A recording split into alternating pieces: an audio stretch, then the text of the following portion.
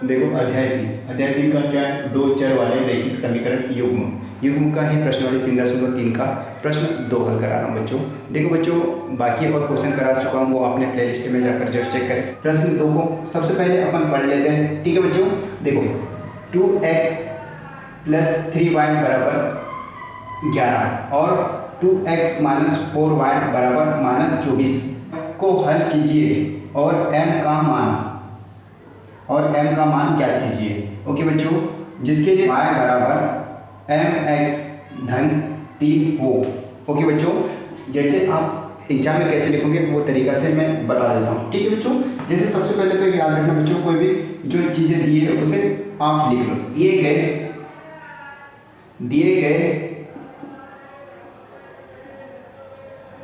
गए समीकरण 2x 3y = 11, इसको क्या मान लो, समीकरण 1। ओके दोस्तों, फिर और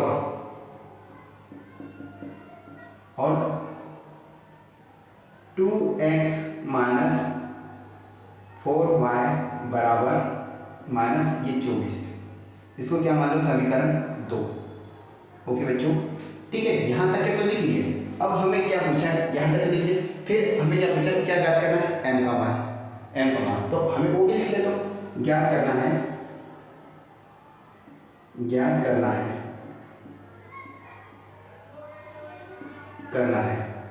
m बराबर। ओके बच्चों, ठीक है, इतना लिखिए। तथा उसके लिए क्या समीकरण है, समीकरण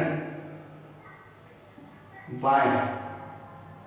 = mx + 3, ठीक है। चूंकि कर लो, ये समीकरण क्या है, समीकरण ये, इससे अपने को पता करना है, ठीक है। इससे आपको समीकरण 3 दे दो, ठीक है बच्चों। ये जो दिया है वो लिख लिया हमने। ओके, फिर अब आगे हल करते हैं। देखो हमें इसे कौन सी विधि से करना है, प्रतिस्थापन विधि से, ठीक है बच्चों। समीकरण 1 से ये समीकरण 1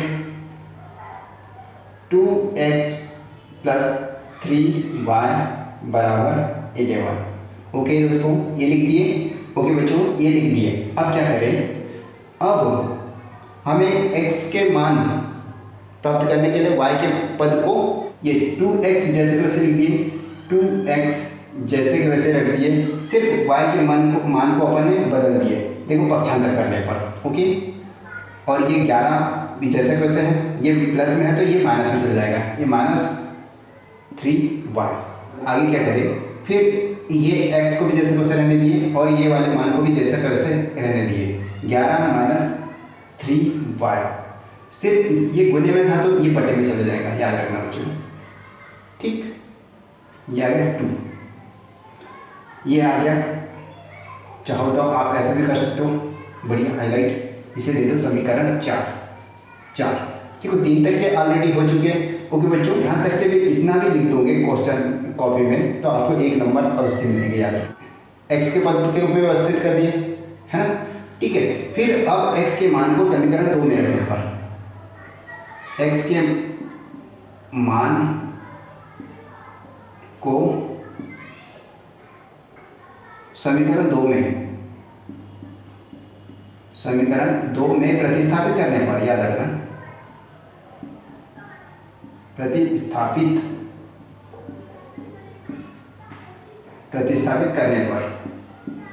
करने पर।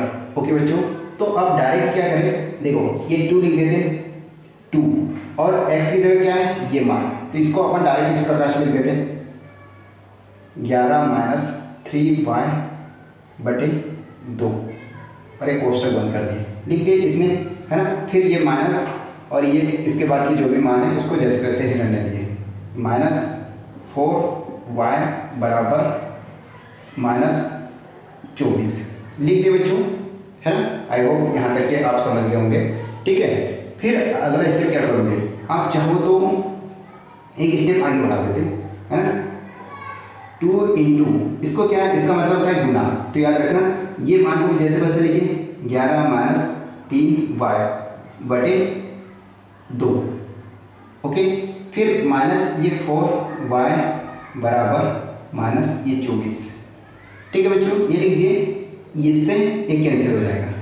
ठीक है, देखो ये इस प्रकार से लिखेंगे तो ये कैंसिल होगा कि नहीं, है ना? तो ये आप इस प्रकार से कैंसिल कर सकते हो। ठीक है बच्चों, फिर आगे क्या करें, जो बचा वो निकल जाए। देखो 11 माइनस 3y, 11 माइनस 3y, ये माइनस 4 बराबर माइनस ये 24। ठीक है बच्चों, 3y माइनस 4y, इनको जोड़ लेते हैं। ये कितने हुए, 3 और 4 कितने हुए, 7y, क्योंकि बड़ी संख्या के आगे क्या है, माइनस। ठीक है, तो माइनस आएगा चिन्ह।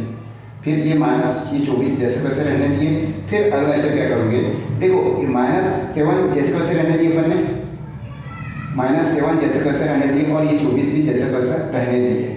ठीक है, सिर्फ 11 का अगर पक्षांतर करोगे, देखो इसके आगे कुछ चिन्ह नहीं रहता तो याद रखना प्लस का चिन्ह रहता है, याद रखना। अगर इसका पक्षांतर करोगे तो ये माइनस कितना हो जाएगा, -11। ओके बच्चों, फिर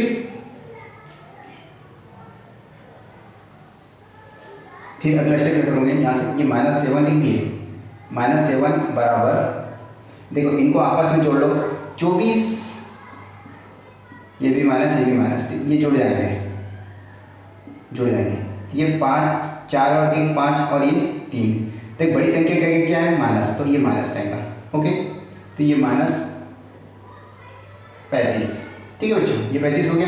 तो आप अगला स्टेप क्या करोगे, इससे ये कैंसिल हो गया, माइनस से माइनस कैंसिल हो जाता है, याद रखना। देखो ये 7 y के गुने में, तो इसको अगर पक्षांतर करोगे तो क्या आएगा, इसके बटे में, तो ये 35 के बटे में आ जाएगा, ये 35 बटे ये 7 हो जाएगा, इस प्रकार से। ठीक है बच्चों, इस प्रकार से फिर आगे क्या करोगे, 7 से इस प्रकार से इसको 35 को अगर काट दोगे तो ये कितने बार कटेगा, ये 5 बार, 7 5 35 होता है। ठीक है, 5 बार, तो y का मान कितना आ गया, ये 5 आ गया। ठीक है बच्चों, ये इतना आ गया। फिर आगे क्या करोगे, y के मान को किस में करना है, y सिर्फ अपने को y का मान प्राप्त हो गया, तो y के मान को अपन समीकरण 4 में रखने पर, ओके, y के मान को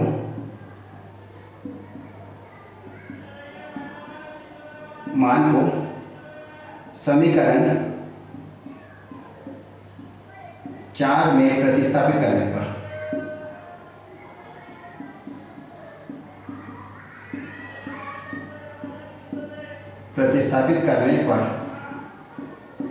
पर, ओके बच्चों, प्रतिस्थापित करने पर देखो ये x बराबर, देखो 11 माइनस 3, और y की जगह सिर्फ अपन कितना रखना है, 5, 3 और ये 5 रख दिए। ठीक है बच्चों, y की जगह बटे कितना है, 2।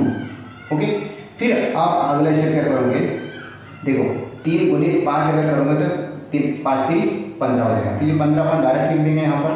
देखो 11 माइनस ये 15 बटे 2। ओके बच्चों, फिर आगे क्या करोगे, देखो -15 में से अगर ये प्लस इस प्रकार से होगा, ये घट जाता है, प्लस माइनस क्या होता है, माइनस होता है, माइनस प्लस माइनस होता है, तो ये देखो 5 में से 1 घटाओगे तो ये 4 आ जाएगा, तो बड़ी संख्या ये 1 से 1 घटाओगे 0 आ जाएगा, तो लिखने का सकते क्या, नहीं, तो ये माइनस बड़ी संख्या का क्या है, माइनस, तो माइनस रहेगा, याद रखना। ओके बच्चों, फिर अगला स्टेप क्या करोगे, देखो ये -4 बटे 2, ये 2 का 2 रहेगा, है ना, आगे बात में समझ में, ठीक है। फिर क्या करोगे, 2 से इसको काटोगे कितने बार, 2 दूनी 4, तो ये 2 बार भर जाएगा कि नहीं, है ना, तो 2 लिख दिए। फिर ये माइनस चिन्ह रहता है तो माइनस ही ये माइनस रहेगा। ठीक है, फिर x ये x यहाँ पे डाल देते हैं, यहाँ पर भी ये आ गया x की वैल्यू, है ना। फिर आगे क्या, आप क्या बोल सकते हो, अतः दिए गए समीकरण के अभिष्ट मान x बराबर, ये लिख लेते हैं, अतः दिए गए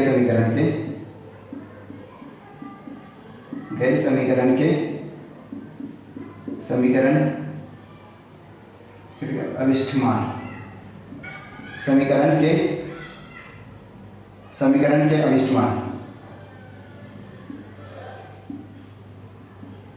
अभिष्ट मान x बराबर कितना -2 और y बराबर ये 5। ठीक है बच्चों, ये आ गया। फिर अब अगला स्टेप क्या करोगे, x और y के मान कहाँ उठा के रख देते, समीकरण 3 में रखने पर। ओके बच्चों, अब समीकरण 3 में, अब समीकरण 3 में देखो, समीकरण 3 में x और y के मान प्रतिस्थापित करने पर, समीकरण 3 में x व y के मान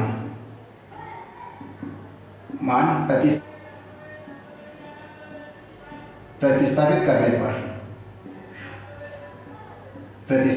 पर। ओके बच्चों, देखो इसके समीकरण 3 क्या ये, तो y बराबर mx प्लस ये 3 दिया है। फिर अपने को y का मान कितना है, y का मान है 5, तो 5 रख दिए, ये 5 बराबर m जैसे वैसे रहेगा गुणित x की वैल्यू कितनी 2, ये 2, तो ये कोष्टक में रख दो और ये -2 कोष्टक के अंदर -2 प्लस 3। ठीक है बच्चों, ये लिख दिए। फिर ये 5 भी जैसे वैसे उतार दिए और इनका आपस में गुणा करोगे तो ये -2m हो जाएगा। ओके, m इंटू -2 का अगर आपस में गुणा करोगे तो ये -2m हो जाएगा। ओके बच्चों, तो इस प्रकार से लिख दिए। फिर ये +3 जैसे वैसे रहने दिए, है ना। फिर क्या करें, अब पक्षांतर करने पर, है ना, पक्षांतर करने पर लिख देता हूँ, करने पर। ठीक है बच्चों, जैसे कि -2m का इधर पक्षांतर कर दो, ठीक है, और 5 का उस साइड पक्षांतर कर दो। ठीक है बच्चों, तो पक्षांतर करने पर देखो, ये -2, अगर -2m का पक्षांतर करोगे तो ये +2 हो जाएगा। +2, तो प्लस लिखने की आवश्यकता है क्या, नहीं।